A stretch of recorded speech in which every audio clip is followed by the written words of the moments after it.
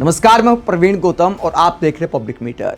दोस्तों, उत्तर भारत से लेकर दक्षिण भारत तक, पश्चिम बंगाल, तमिलनाडु, केरल, जिन राज्यों में चुनाव है वहां और जहां चुनाव नहीं है वहां पर भी जब पीएम मोदी का मजाक बनाया जा रहा है, संसद में पहली बड़ी हार के बाद पीएम मोदी ने क्या ऐलान किया है, आज पीएम मोदी क्या बड़ा करने वाले हैं, वीडियो में इस बात का विश्लेषण करेंगे। पहले कुछ बयान आपको सुनाते हैं। पीएम मोदी और बीजेपी लगातार आरोप लगा रही है कि विपक्ष जात पात की राजनीति कर रहा है। हम महिलाओं को आरक्षण देना चाहते थे। विपक्ष बेवजह ऐसी बातें करता है कि पिछड़े वर्ग को भी इसमें कोटा विद इन कोटा दो, यानी महिला आरक्षण में पिछड़े वर्ग की महिलाओं को भी अलग से कोटा दो। विपक्ष ने जब यह मांग रखी सरकार के सामने तो सरकार ने कहा यह भविष्य में देखा जाएगा। लेकिन क्या यह सिर्फ विपक्ष की मांग है? नीतीश कुमार का एक बयान आपको सुनाते हैं। नीतीश कुमार एनडीए में पीएम मोदी के सहयोगी हैं। बिहार के मुख्यमंत्री थे, अब उनको किनारे करके सम्राट चौधरी बीजेपी ने अपना सीएम बना दिया, तो नीतीश कुमार के साथ खेल कर दिया है। लेकिन क्या नीतीश कुमार और जेडीयू ने अपनी विचारधारा के साथ भी खेल कर लिया है, समझौता कर लिया है? मैंने ये सवाल क्यों उठाया? क्योंकि आज जो राहुल गांधी मांग कर रहे हैं, आज जो अखिलेश यादव मांग कर रहे हैं, आज जो टीएमसी मांग कर रही है, आज जो तमाम विपक्षी दल मांग कर रहे हैं, वही मांग नीतीश कुमार ने की थी। जब महिला आरक्षण का बिल पहले आया था तो नीतीश कुमार ने क्या कहा था, जरा सुनिए। हम लोगों ने उसमें कहा कि महिलाओं को आरक्षण मिलना चाहिए, लेकिन अगर उसमें हम लोगों ने यह उदाहरण दे दिया कि आज की तारीख में 39 एमपीज महिलाएं हैं और उसमें मात्र 4 ओबीसी की हैं। अगर हम लोगों ने कह दिया कि इसके लिए आप ओबीसी का भी उसमें एक प्रोविजन कर दीजिए, आरक्षण के अंदर आरक्षण, तो क्या अन्याय हो जाएगा? नेशनल विमेन कमीशन बना हुआ है अध्यक्ष महोदय, उसमें ओबीसी के लिए कोई रिजर्वेशन का प्रावधान नहीं है। एक भी मेंबर, ये प्रावधान नहीं है कि एक मेंबर ओबीसी का होगा। और बनाते हैं नेशनल विमेन कमीशन में, हमने पूछा, एक भी ओबीसी महिला नहीं। और यहां पर लोग कहते हैं कि हम सभी महिलाओं का प्रतिनिधित्व करते हैं।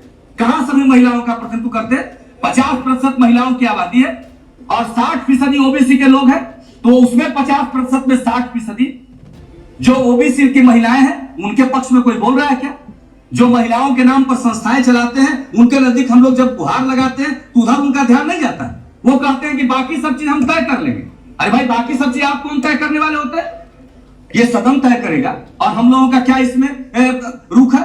हम लोग कहते हैं कि महिलाओं के लिए आरक्षण हो, लेकिन अगर इसमें ओबीसी की व्यवस्था भी कर दे, लॉ मिनिस्ट्री की तरफ से नोट दिया गया कि बगैर पुरुषों का आरक्षण किए हुए या सामान्य रूप से वर्टिकल रिजर्वेशन दिए हुए यह संभव नहीं है। आपने नेताओं की बैठक बुलाई, हमारे पार्टी के अध्यक्ष जॉर्ज फर्नांडिस साहब उसमें गए और उसमें उन्होंने कहा कि मैं 5 वाक्य में लिख देता हूं, ये संविधान का संशोधन है, एक साथ ही और संशोधन हो जाएगा। क्या बात है जो इस पर एतराज किया जाता है? एक साथ अगर संविधान की अन्य धाराओं का भी संशोधन कर दिया जाए और ओबीसी की महिलाओं को भी न्याय मिल जाए तो क्या अनर्थ हो जाएगा? लेकिन जब हम उसकी मांग करते हैं तो कह दिया जाता है कि महिलाओं के खिलाफ है, क्योंकि कोई आवाज सुनने वाला नहीं है। हम तो चाह रहे हैं ओबीसी की महिला, हम लोगों को नहीं चाहिए वर्टिकल रिजर्वेशन, हमको पॉलिटिकल रिजर्वेशन ओबीसी को नहीं चाहिए। हम तो जब महिलाओं को हो रहा है उसके अंतर्गत ओबीसी महिलाओं का हित सुरक्षित रहे, बस उतना ही आपसे चाहते। इससे अधिक तो हम लोग और कुछ नहीं चाहते। लेकिन बहस को उस दिशा में नहीं ले जाया गया। आपको मैं निजी बातचीत का हवाला नहीं देना चाहिए, लेकिन आज जब लॉ मिनिस्टर मुझसे जब मैं मिला तो उनके ऊपर भी था असर था कि मैं इस बात को नहीं समझ रहा। उनके मन में भी था कि शायद हम लोग संपूर्ण इस लोकसभा में रिजर्वेशन चाह रहे हैं कि ओबीसी को रिजर्वेशन मिल जाए। नहीं अध्यक्ष महोदय, हम तो जो रिजर्वेशन आप दे रहे हैं उसके अंदर जो पिछड़े वर्ग की महिलाएं हैं उसका भी स्थान आरक्षित करना चाहते हैं। कहीं ऐसा ना हो कि उसके लिए दरवाजा बंद हो जाए। अध्यक्ष महोदय, मैं अपनी बात समाप्त कर रहा हूं। जो महिलाएं आगे रहेंगी उन्हीं को टिकट मिलेगा। पिछड़े वर्ग की महिलाओं को अगर आरक्षण के अंदर आरक्षण हम नहीं देंगे तो उनको स्थान नहीं मिल सकता है। हमारी फरियाद बस इतनी है और यही आपसे निवेदन है कि इस पर और चर्चा कर लिया जाए। विवादित मुद्दों को हल करने का यह तरीका नहीं होता है कि पंच का फैसला मानेंगे लेकिन खूंटा यही गानेंगे। नियम कानून का हवाला दे दीजिए कि सिलेक्ट कमेटी में चला गया, नेताओं की बैठक में हो गया। अरे विवादित मुद्दे का समाधान क्या दिल खोल करके करने का प्रयास हुआ है? नहीं हुआ है, हमारा आरोप है। और इस पर एक पर्दा डाल करके पूरे देश में संकेत देने की कोशिश हो रही है कि जो ओबीसी महिलाओं के लिए उसके आरक्षण के अंदर आरक्षण की मांग कर रहा है, इसका मतलब महिलाओं का विरोधी है। हम इस बात को सदन में साफ करना चाहते हैं कि हम लोग जो इसकी मांग करते हैं, हम महिलाओं के आरक्षण के विरोधी नहीं है। हम महिलाओं का आरक्षण चाहते हैं और कहा जाएगा कि आज इसको एजिटिव पास होने दीजिए और बाद में ओबीसी की महिलाओं का समावेश कर दिया जाएगा। अध्यक्ष महोदय, इस धोखे में आने वाले हम लोग नहीं। मंडल कमीशन की रिपोर्ट लागू हुई और पूरे देश में जो आग लगी उसको हम लोग देख चुके हैं। क्या कभी फिर पिछड़े वर्ग की महिलाओं के लिए अलग से व्यवस्था होगी तो इस देश में आग नहीं लगेगी? सारे दूसरे सवाल पीछे चले जाएंगे और इसी सवाल पर पूरे देश में भूचाल मच जाएगा। इसलिए हम लोग चाहते हैं कि एक साथ कर दीजिए ताकि एक समझदारी हो कि कोई ऐसी बात नहीं की गई जिसमें हम लोग समाज को डिवाइड करना चाहते हैं। और अंत में एक बात मैं कहना चाहता हूं, यह क्रांतिकारी विधेयक है।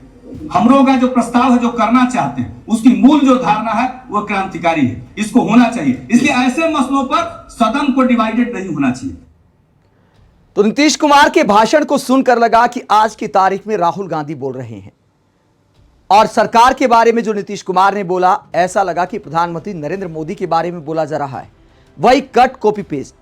तब के जो प्रधानमंत्री थे उनकी भी वही सोच थी कि आगे देख लिया जाएगा, पिछड़े वर्ग को शामिल किया जाएगा नहीं किया जाएगा, वो आगे देख लिया जाएगा। तो यही बात नीतीश कुमार ने कही जो आज की डेट में राहुल गांधी बोल रहे हैं। और आज नीतीश कुमार की पार्टी राहुल गांधी का मजाक उड़ा रही है। इसे कहते सत्ता के लिए अपनी विचारधारा से समझौता कर लेना।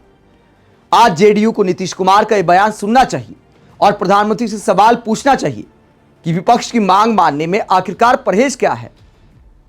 पिछड़े वर्ग की महिलाओं को भी कोटा विदिन कोटा देने में दिक्कत क्या है। 543 सीटों में तुरंत लागू करिए महिला आरक्षण और उसमें पिछड़े वर्ग की महिलाओं को भी स्थान दीजिए। यह जेडीयू को मांग उठानी चाहिए, नीतीश कुमार को खुद मांग उठानी चाहिए। नीतीश कुमार का यह बयान दिखाता है कि एनडीए के दल भी सैद्धांतिक रूप से राहुल गांधी के साथ हैं। वह इस पूरे मुद्दे को लेकर जब बीजेपी महिला आरक्षण को लेकर राजनीति कर रही है तो महुआ मोइत्रा ने क्या बोला है, उसके बाद पीएम मोदी ने क्या बड़ा ऐलान किया है, वो भी आगे आपको बताएंगे। महुआ मोइत्रा ने यह सवाल उठाया है कि बीजेपी आखिरकार कितना स्थान देती है। टीएमसी की सांसद महुआ मोइत्रा ने पीएम मोदी को टैग करते हुए, पीएम मोदी को संबोधित करते हुए यह आंकड़ा दिखाया है। और क्या आंकड़ा दिखाया है? यह दिखाया है कि जो तमाम बड़ी पार्टियां हैं लोकसभा में, महिलाओं को संसद में पहुंचाने में बीजेपी सबसे फिसड्डी है। बीजेपी का रिपोर्ट कार्ड, बीजेपी के आंकड़े अंतिम पायदान पर हैं। क्या दिखाया महुआ मोइत्रा ने? बीजेपी की कुल मिलाकर 31 महिला सांसद हैं, टोटल 240 सांसद हैं और प्रतिशत बनता है 12.9%। कांग्रेस की 14 महिला सांसद हैं, 98 सांसदों में से 14.30% कांग्रेस की सांसद हैं। टीएमसी की 11 सांसद हैं, 29 में से करीब 38% सांसद टीएमसी की हैं। समाजवादी पार्टी की 5 सांसद हैं, 37 में से 13.5% समाजवादी पार्टी का परसेंटेज है महिलाओं के मामले में। डीएमके की 3 सांसद 22 में से 13.6%, जेडीयू की 2 सांसद है 12 में से 16.7% और एलजेपी की 2 सांसद हैं 5 में से 40%। तो बीजेपी का प्रतिशत जो बड़े दल है उसमें सबसे कम है, 12.9%। तो ये आंकड़े दिखाते हुए महुआ मोइत्रा कहती हैं कि आपको महिला सांसद बनाने से किसने रोका था, जुमलेबाजी नहीं चलेगी। तो विपक्षी नेता आईना दिखा रहे हैं। वही प्रियंका गांधी ने भी आज कटाक्ष किया कि पीएम मोदी का चेहरा उतरा हुआ था क्योंकि असल खेल हमने बेनकाब कर दिया। ये संविधान की जीत थी, देश की जीत थी और विपक्ष की एकता की जीत थी और वो साफ साफ सत्ता पक्ष के नेताओं के चेहरों पर दिख रही थी। आप सबने भी देखा होगा। देखिए, गृह मंत्री जी और प्रधानमंत्री जी का भाषण सुन रही थी। कई बार दोनों ने अलग अलग मौकों पर अपने भाषण में कहा कि आप लोग अगर इसके साथ सहमत नहीं होंगे तो आप कभी यहाँ नहीं बैठ सकते, आप कभी सत्ता में नहीं आ सकते, आप कभी जीत नहीं सकते। और इससे बहुत साफ हो गया कि इनकी मंशा क्या थी। तो तमाम विपक्षी नेता कहते कि देखिए हम महिला आरक्षण के साथ हैं लेकिन 2000 चुनाव का गेम सेट नहीं होने देंगे परिसीमन के हिसाब से। वही संसद में बड़ी हार की बात पीएम मोदी ने अब इस कार्ड को विक्टिम कार्ड में बदलने का ऐलान किया है। आज क्या करने वाले हैं, क्या खबर सामने आई है? आज रात पीएम मोदी देश को संबोधित करने वाले हैं। क्या खबर आई है देख सकते हैं। आज रात 8:30 बजे पीएम मोदी का संबोधन। तो 8:30 बजे क्या करेंगे समझना मुश्किल नहीं है। इसे लेकर विपक्षी नेता मजाक उड़ा रहे। श्रीनिवास बीवी कहते क्या लगता है मोदी जी रोएंगे या फिर टेलीप्रॉम्प्टर रोएगा? तो रात 8:30 बजे के संबोधन से पहले विपक्षी नेता कटाक्ष करने लगे हैं। हालांकि राहत की बात यह है कि 8 बजे वाला संबोधन नहीं है। 8 बजे वाला संबोधन देश की जनता को डराता है कि पता नहीं क्या नया ऐलान करने वाले हैं और जनता पर क्या आफत आने वाली है। इसे लेकर भी मजाक उड़ाया जाता है। तो 8:30 बजे का टाइम रखा है और महिला आरक्षण पर कुछ बोलेंगे, इसका अनुमान इस बात से लगता है क्योंकि कैबिनेट मीटिंग को लेकर एक खबर सामने आई है कि बिल गिरने के बाद पीएम मोदी ने कैबिनेट मीटिंग ली। यह खबर आप देख सकते हैं और इस खबर में क्या बताया गया एनडीटीवी की इस खबर में सूत्रों के हवाले से कहा गया है कि पीएम मोदी ने कैबिनेट मीटिंग में बोला कि विपक्ष ने भारी गलती कर दी है, इसके परिणाम विपक्ष को भुगतने पड़ेंगे। इस खबर में आगे यह बताया गया है कि पीएम मोदी ने कहा कि हमें गांव-गांव हर मतदाता तक यह बात पहुंचानी है कि हम तो महिलाओं को आरक्षण दे रहे थे, लेकिन विपक्ष ने रोक दिया, विपक्ष ने आरक्षण नहीं मिलने दिया। लेकिन सवाल इतना सा है, क्या ये मीडिया सवाल कर पाएगी कि अगर आप महिलाओं को आरक्षण देना चाहते हैं, विपक्ष भी देना चाहता है, विपक्ष कहता है कि 543 में ही दे दो 33%, किसी को कोई समस्या नहीं है। यहां तक कि कुछ सांसदों ने तो 50% का भी चैलेंज दिया कि 50% दे दो, हमें कोई आपत्ति नहीं है।